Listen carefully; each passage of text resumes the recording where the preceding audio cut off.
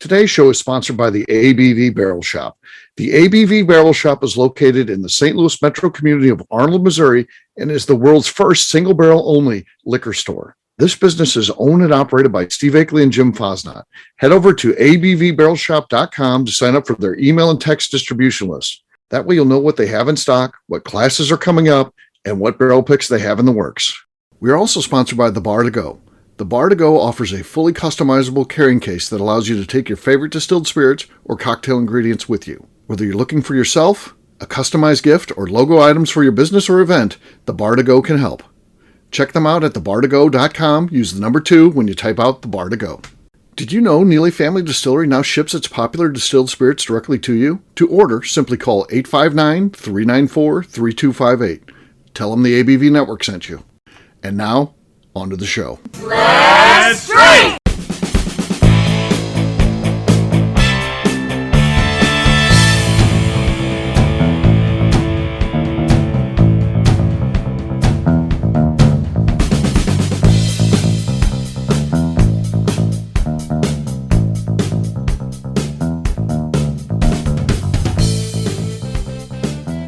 Welcome to the Bourbon Daily, the podcast about everything bourbon delivered to you every day of the week.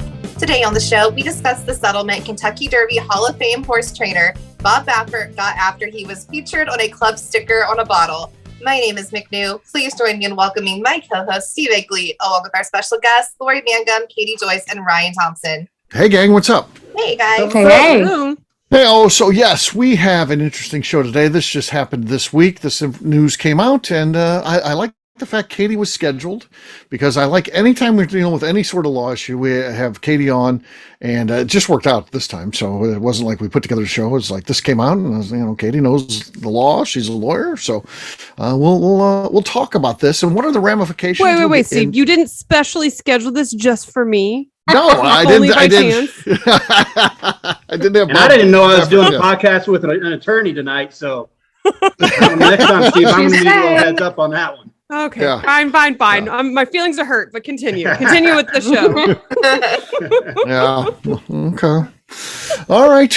Well, McNew said there's something she want to talk about. What is that, McNew? Okay, so it's sort of secondary market, but not really. So if you had a friend who said, hey, I know you're into bourbon. I want to get rid of some of these bottles I have. Are you interested? And you're like, well, send me a picture, send me a price list, whatever. And they're completely overpriced. I mean, like, they're not bad bottles, but they're completely overpriced. Do you tell this friend, hey, I think you're asking for too much? Or just say, hey, I'm going to pass and let him get that money from somebody else? Okay. I'd tell him immediately, and I'd negotiate a group discount, if you will. The group discount. Yep. I would say something immediately, though. Would you? Okay. Yeah, that's where I'm at. And I would have some examples to back it up with, This liquor store's got it at this price, and this store's at this price, and you can find it online here at this price. So, yeah. What would you think, Katie? So the person's selling a bottle, or they're looking for a bottle? They're selling multiple bottles. He wants to clear out his collection. Oh, and they're listing too high of a price, and they're selling it? Yeah, he's asking. Oh no, I immediately call them out. Immediately. I have very low tolerance for that. So I don't think it's that he was trying to be like a shitty person. I think he just didn't know. Did this happen to you recently? Yeah. So, and I wanted to be nice, but I'm like, do I tell him, or was it just like Old Forester 1920, and instead of being $60, he wants $85, or was he like selling a Pappy, and you're saying that should be only $150, but he wants $600 for it? No, okay, so he did have a Pappy, and he was like, okay, $1,000, which I'm like, okay, that's fine. But like, he had some Blantons and like some Wellers, and he was asking a lot for the Wellers, and I was kind of like, yeah, no. But I just told him we would pass, because I feel like somebody will pay the money he was asking, right? But not me. And I'm like, hey, I know why you're selling these. You had some shit happen. Like, go get your money. Maybe he overpaid too, though. So like, we had a guy come into the shop, and he was like, I bought a bottle of Weller 12 for $200, and then someone gave me a pour, and now I don't want my bottle. He's like, if you know anybody wants to buy my bottle for $200, I'm like, no one's going to buy your bottle of Weller 12 for $200. Exactly. And so it was kind of that situation where I was like, I'm not going to do it, but Right. I feel like you'll find somebody who will. So, Probably. That's the problem with all this stuff. There's someone out there who will pay. yeah, What would Just you do, because Lori? they overpaid doesn't mean you should overpay. Right. So. exactly. Yeah, and I think the question's also like, should you set up some other sucker to overpay? You know, like you know better, but they wouldn't know better. So you're kind of, giving somebody else the short stick. So I would educate too. People are easily parted from their money. That's not my problem. Well, It's true. It's true. Offer to help. Negotiate that bulk discount there, McNew. Yeah, I thought about it. So Yeah. offer to help, but say you need to see the bottles in person, and then as he's handing them over, accidentally drop them. oh, I am very anti secondary market. I absolutely hate it. I hate people who try to sell these bottles for way more than they should be. So I would be a little salty. So I don't like people that do it on purpose when they know what they're doing. Right. But I'm And like, that's- oh, it's- you're kind of a clueless idiot. Like, Yeah. good luck Mhm. getting your money back. I don't know. Katie, what about, I guess it's kind of a secondary market, but maybe not so much. But when you're at some fundraising events and they have either a silent auction or a live auction Well, going, you could overpay for So that. fully Support the support. charity. I will overpay for whiskey all day long, but I drink my whiskey. So I will Amen. not buy whiskey to resell it or to just hold on Right. to it as to even sell it at the same price. I will overpay for whiskey for charity all day long, happily do it. I'll even overpay for whiskey that I really, really want because I know I really like it. Is there anything you really want right now in the ABV Barrel Shop? Probably. Steve can get me to buy pretty much anything. are you asking for a friend there or Like, for personal reasons? Katie's coming at add $20 to every sticker. Yes, Well, all yeah. prices up 50%. Yes. I come walking across the parking lot and they start just adding numbers to all the Right. bottles. Yeah. But every bottle that I own, I will drink. And some of them are saved for special occasions, but I will drink every single bottle I own. So that's I have a problem with I have a personal issue with this entire question. Which is fair. It's very fair. So how many bottles was in the whole group there, McNew? He had Ryan like may want to buy. He may be a buyer of this one.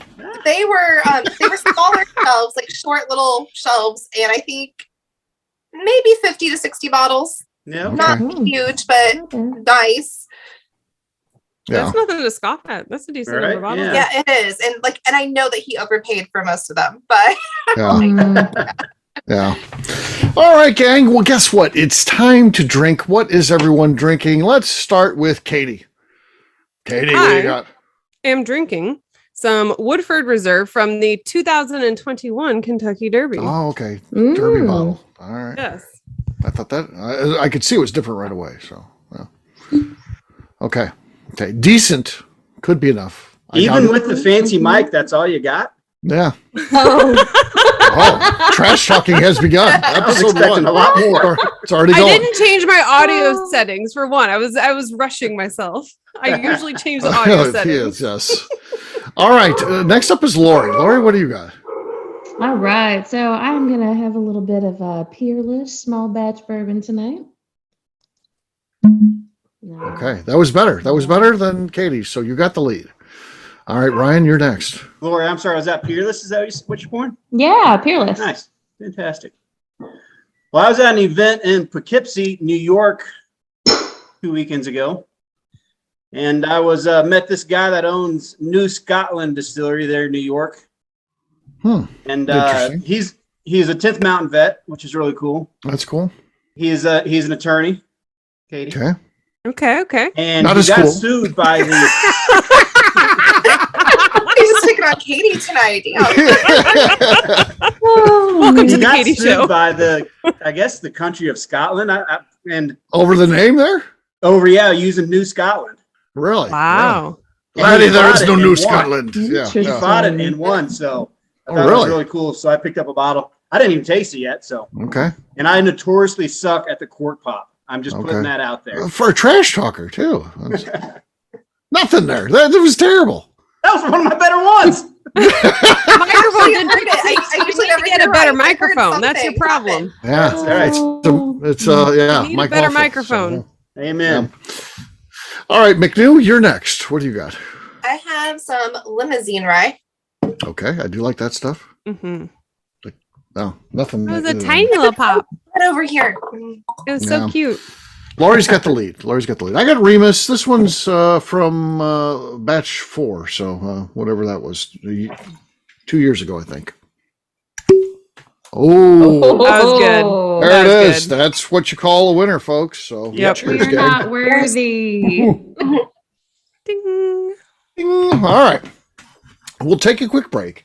And then when we come back, we're going to get into this case with Bob Baffert. It is probably going to have some reverberations in the bourbon industry, I would think. And we'll talk to Katie about what that might mean. And we'll talk about it from the perspective of the club, the liquor store, and the distillery. We'll do that in just a few.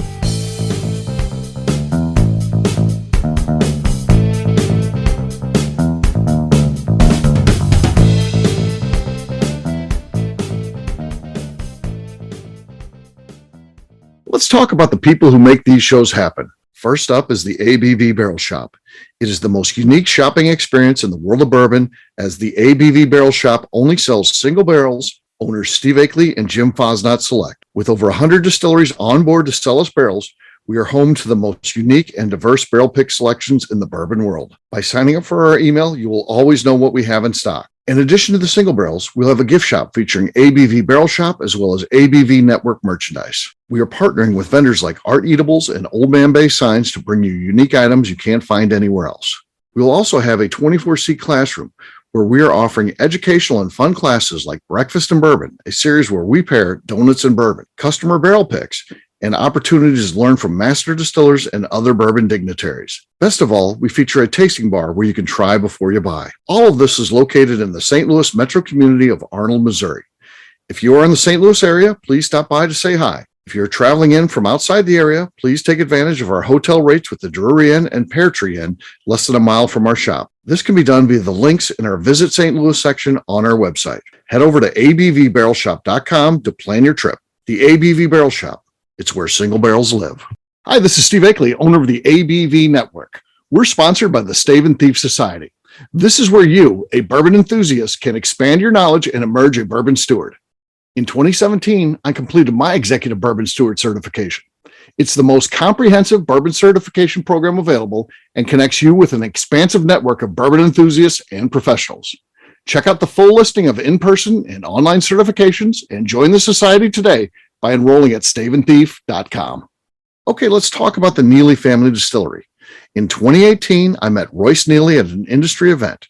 He started appearing on our shows, and we became friends during my frequent trips to Kentucky. Today, he is amongst the leaders of young distillers leaving their mark on the bourbon industry. A visit to Neely Family Distillery yields insight on their unique family history, why their products are special, and gives you the opportunity to taste their whiskey, moonshine, and creams. Check them out at NeelyFamilyDistillery.com or visit them in Sparta, Kentucky.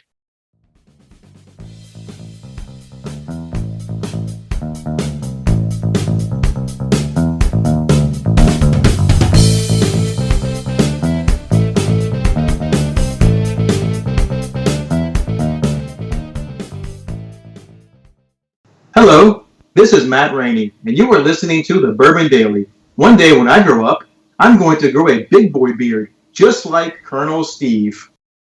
Welcome back to the Bourbon Daily. Today we are discussing the Bob Baffert case. Yes, we are. So just a quick recap. If anybody missed it, Bob Baffert was, of course, he's the Kentucky Derby Hall of Fame horse trainer, one of the most respected individuals in the world until he had some issues here recently and horses failing drug tests. I don't want to get into any of that, because this has nothing to do with that has nothing to do with the case or anything other than it's featured on the sticker.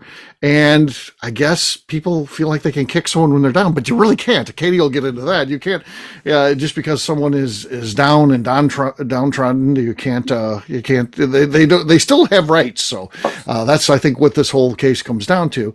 Bob gets a hold of this and sues, and they end up settling out of court. And of course, all over, I've seen this, gets reposted all that $50,000. That's just the beginning. Bob got $50,000 that was donated to charity, so went to horse charities.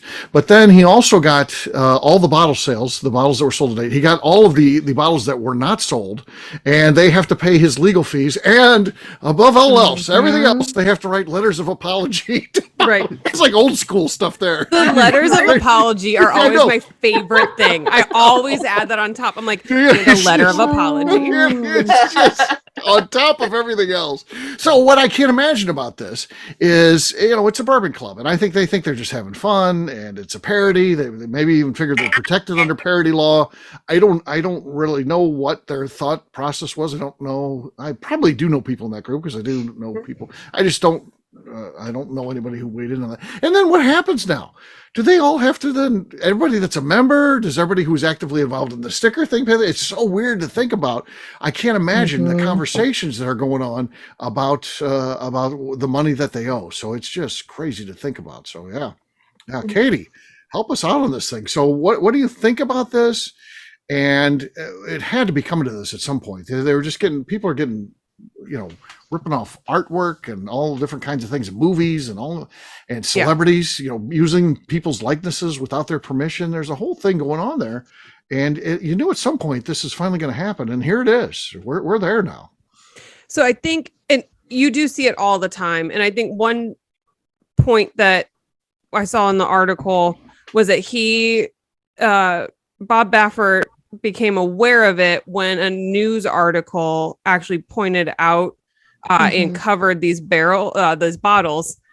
And so a lot of times I think these bottles that people do, it's so small of how many they do that the people you're actually covering, they're never going to know for the most part. So I mean, you can get away with a lot of it as long as no one complains. So you're always running that risk of, if they notice, it's you like might be if you in trouble. speed on the way to work, it's still illegal if you're speeding it. But if you don't get caught, there's no ramifications. So most people, right? There's just no ramifications to these things. But that doesn't mean what they're doing is not wrong. Yeah. Yep. And so and I liked that in the report as well that they said that when he found out, he was very sad. They kept quoting. This got his little feelings hurt. Right. His little feelings were hurt, guys. And so I had realized I didn't get to find the actual case of this. And because I kept searching under Kentucky state law, and I realized I should have searched under federal law because I bet that's where they ended up filing it. I was just logging into my Pacer account now to see if I could quickly find it, but I'm going to end up just distracting myself in the account trying to find it as we talk. So my assumption is that they end up filing it under defamation. And so I looked up the definition for Kentucky. And so what he would have to show is that they caused a harm to the reputation of a person or business by communicating to a third party via words that are false and meant to humiliate, degrade, or incite contempt or hatred. So this would kind of dances that line, I would think. Yeah. And this would be libel, not slander, since it was written. And then the interesting thing is if they went, and in the article it mentioned that they had concern for both state and federal statute. And if they go under Kentucky law, if they did have a complaint under state law, Kentucky actually is a per se state. So criminality, so claiming something in writing of a criminal action, he actually would not have to prove actual damages, because claiming criminality is one of the categories that the statements are just automatically assumed to be defamatory. And so along with like if you claim someone has like a repulsive disease, incest, promiscuity, it's one of the categories that automatically accounts. So it's actually easier if you're claiming that someone committed a crime. And so what they drew there included committing a crime. Yeah. And so that was a big key feature, that it wasn't just something of like a kind of a risque thing, but it was actually technically a crime of what they put onto the picture. A shout out to whoever the artist was. It was very good art. Right? It was, yeah. If anyone Take away all the has the other not stuff. seen It's it, good. go look it up. It's great drawing. It's well done. Yeah. So I have a question, and it might be like a statute of limitations thing, but the coach who was put on a sticker with all the Calipari? strippers, Yeah, can yeah. he go back and sue somebody for that bottle? So I think typically in a lot of these civil cases, I think a lot of them have like a 1-year statute of limitations. It would depend state by state. Their statute of limitations would change, and then the federal would have their own as well. But that would definitely just be whatever the statute of limitations is. I remember when that came out, he was riled up about that, but I'd never heard anything about a court case or anything. And again, going back to Katie's point, it's probably, hey, it's on 200 bottles and it is what it is, and just forget about it and it'll go away. I would think that's what happened. I don't actually know, but Yeah, I think never it's like heard if we don't talk about it, people will stop talking about it. So Right. you probably just let that go. yeah. I think another layer of this one is that they didn't just make this picture and then like distribute it for fun or their own entertainment. It was actually for a commercial benefit. Mhm. So they have the other claim there is that they showed that they were benefiting financially. And so that shows that how they had the profit for it. So instantly then you've got the financial piece to it for purposes of a lawsuit as well. Yeah. Which makes it a lot easier because part of it is, okay, you damaged me, but how the heck do you put a number on that? But if the part of the bottle sales being returned as part of the settlement makes it a lot easier when they're commercially benefiting from it. Katie, I have a legal question too. So how is it that Pinhook Bourbon are the only people that got off scot-free? Like they had to know their name is on it. They had to have at least approved. They didn't actually. So apparently Really? Pinhook sent the bottles to the shop. So it's like to the store that was selling it. And then at the store, they just put it slapped on. these stickers on there.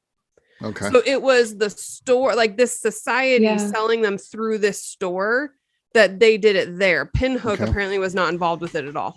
And I Do guess you Pinhook, hard it's to made at believe Castle that- and Key, right? So Yeah. Castle and Key It's didn't hard get to, yeah, just hard to believe that nobody had to proof that with their name on it, that they would give consent for their logo to be used on that label without somebody having seen it. That's a good question as well. Of then you're putting a sticker onto a whiskey that's then being sold, and you would think then it's being tied to that brand. Because And then- Pinhook is visible Right. on the label itself in the green. And so, is there any contract language between Pinhook and that Mhm. retailer? And if not, I bet those contracts are definitely changing Yes. between Yeah, the like- companies like- and the retailers. The only one I know Yeah. that, like, when you're making a pick, Four Roses now makes you sign a thing saying you won't put a sticker on there of any sort. I'm wondering how many distilleries will follow suit because even if ultimately they're found not guilty, they have legal expenses anytime they got to engage their lawyers. So I would assume they want to avoid this stuff, and it's easier just to say don't put any stickers on there because it could cause us problems down the road. Right. I would think. Mhm. And because it's just bad for their image too, if it's something Yeah. that they don't agree with or doesn't align with them, because someone will will assume that they approved it, even if Right. they Steve? didn't. And- So Steve, do you have that contract from Four Roses? No. I mean, I mean, I've heard about it, but I Okay. haven't done a barrel pick there yet, but Yeah, eventually gotcha. I'll get it. But why Yeah. you need to get a copy for your purposes? Yeah, so if it ended up in my inbox, I'd be okay with that. Protect yourself, Ryan. No. Yeah. Right. Oh, I Well, hope to make a Four Roses Oh. pick one day, but so far You know, I haven't kudos given to my the calls. to the creativity of of the name of the whiskey. No. Oh I yeah, got a good laugh out of that. right. Bobby's Mhm. secret horsey stuff. yeah.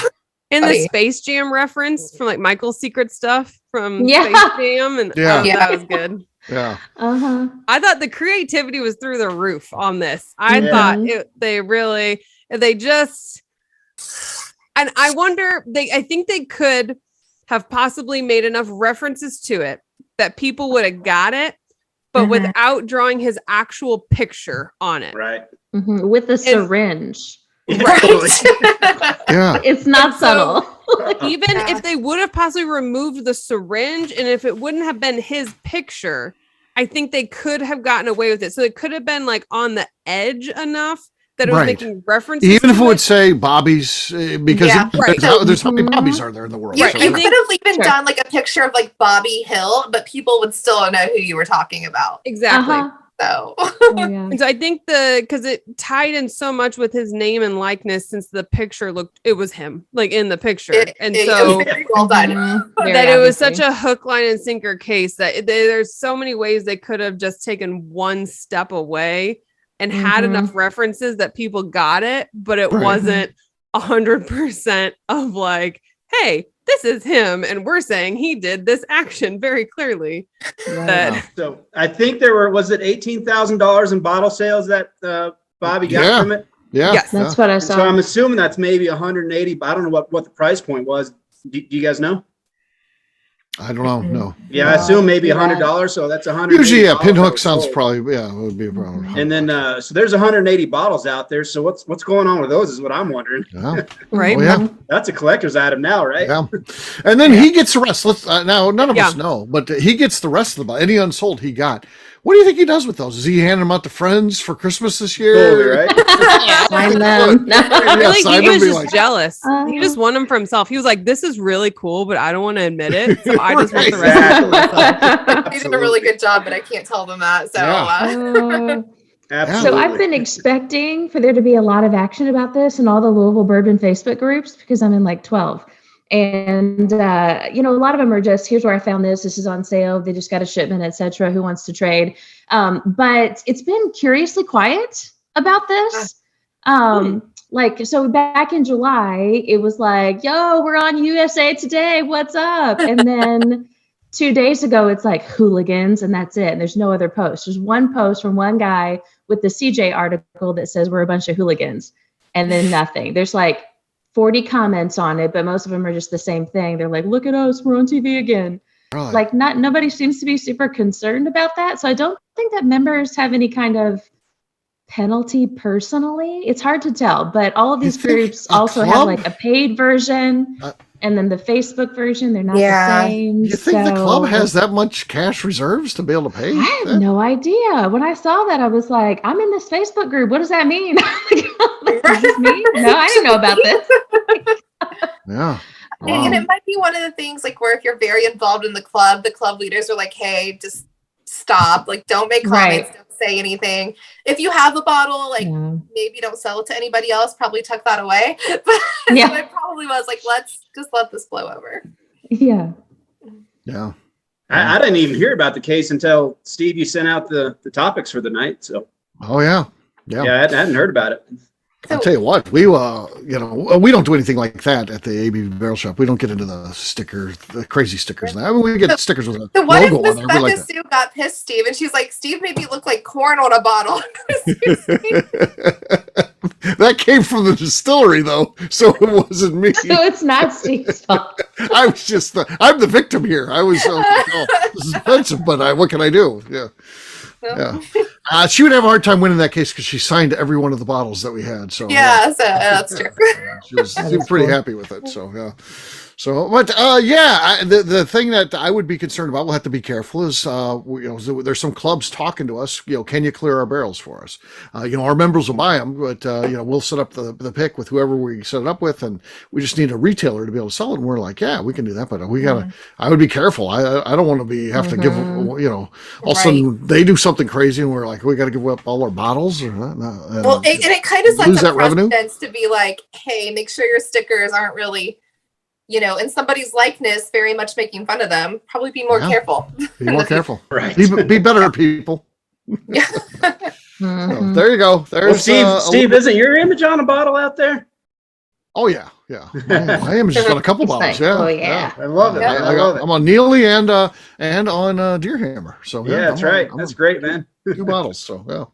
Did you have to sign anything for that? Is there No, agreement no. at all, or just a good handshake, right? I'm going to talk to Katie about that as soon as we get off the air here. There you go. Protect yourself. No. Yeah. All right. We'll wrap this one up as we always do by talking about where people can find us. Katie, we'll start with you. Where can people find you? You can find me over on Instagram at Katie Proof. Lori. Yeah, y'all can find me on Instagram and Facebook at Spirited Curves. All right. Ryan.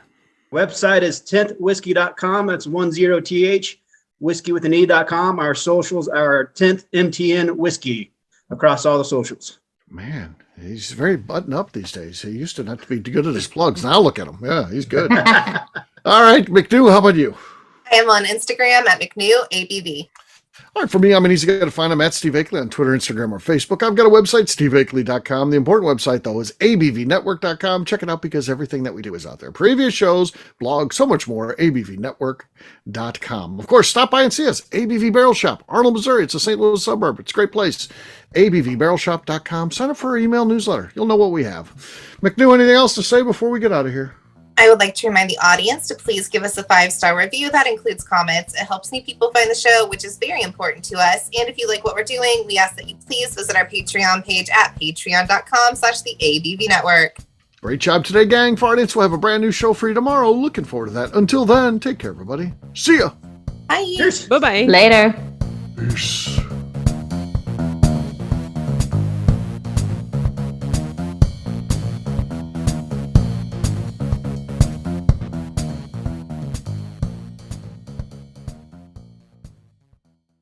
Before we finish the show, let's talk about some great companies that support the ABV network. First up is Moonshine Still Pro. Moonshine Still Pro has a full line of products to help the home distiller. Whether you want to experiment on the stove in your kitchen or you're looking for a bigger setup in your backyard, owner Russell Creed and his team can help. They have multiple still offerings, accessories, and even grain from their partners at Goldstone Mill to assist you in making whiskey on par with your favorite distillery. They can also help you with some fabricated parts you probably can't make yourself if you are attempting a DIY still project. Learn more or order your still or parts at moonshinestillpro.com. Another friend of ours is the Goldstein family at Goldstone Mill. The Goldsteins offer a variety of heritage and heirloom grains to make the finest whiskeys in the world. Plus, they are more than just a grain company. They are truly consultants to make sure the grains they are providing to you or your business meet your highest expectations. Additionally, they work with mills around the country, ensuring shipping is as low as possible for their customers. If you're a distillery, brewery, or even doing this at home, Goldstone can assist you. Check them out at goldstonemill.com, call them at 217-254-6613, or check in via email at hello@goldstonemill.com. Last but not least is the ABV Barrel Shop. While we don't get to play in the allocated bourbon game because we aren't selling the other products you have to do to get those, we do have access via our friendships in the bourbon industry to some really cool stuff. Have you ever seen your favorite craft distiller selling some really cool limited offerings only in their gift shop? I'm talking things like the Hazmat offering Distillery 291 did for their 10th anniversary, or Neely Family Distillery's Papaw's birthday barrel. They don't have enough of it to send it out to distributors, so they only sell it via their gift shop. Well, companies like Distillery 291 and Neely Family Distillery have agreed to sell us 2 or 3 cases of these offerings moving forward, meaning our store will have the access to some of the rarest whiskeys in the world. Way more difficult to come by than the allocated bourbon offerings with a national release. Yes, they will be extremely tough to come by, but if you're a customer of our store, you'll have a chance to get them. Get signed up for our email or text list over at abvbarrelshop.com so you don't miss out. The Bourbon Daily is part of the ABV Network. For more information or to become a sponsor, please visit abvnetwork.com. Thanks for listening and cheers. This has been a Steve Akeley production.